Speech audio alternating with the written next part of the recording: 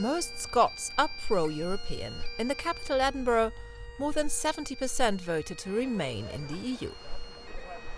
As did most members of the Wild Ones.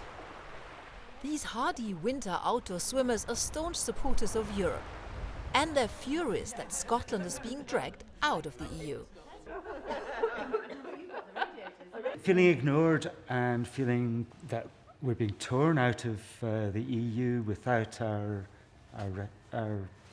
consent, really, and it's horrible. Sod off, England, and unfortunately the whole of England now. Yes, give us our independence, we can look after ourselves. One solution for Scotland would be to leave the United Kingdom and then rejoin the EU as a separate nation. But Scots haven't favoured independence in the past. The last independence referendum in Scotland saw the Remain side win comfortably, with a vote share of 55%. And even today, opinion polls don't show a sustained majority for independence. The nationalists hope that this will change once Britain leaves the EU, and that will persuade a majority of Scots to go their own way. The SNP is Scotland's leading political party.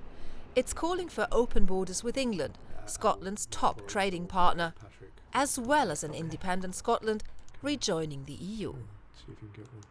We now have had a lot of extremely generous and friendly overtures from other European governments saying that if things pan out that Britain leaves the European Union and Scotland takes political control of its own affairs, then Scotland would be welcome in the European Union.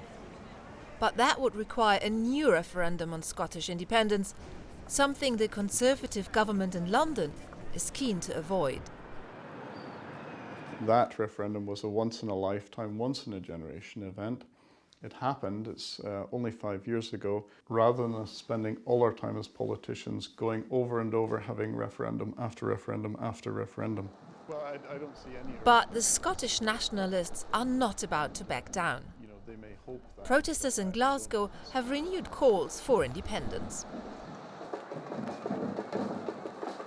The Conservative government may have a majority in the Union Parliament in Westminster, but its mandate stops at the Scottish border. It's a challenge for the Prime Minister and a challenge for the Conservative government. Every time they say no, a few more people in Scotland say yes. A strong will and plenty of stamina. That's what the Scottish nationalists need to push their cause forward. Perhaps the winter swimmers can provide some inspiration.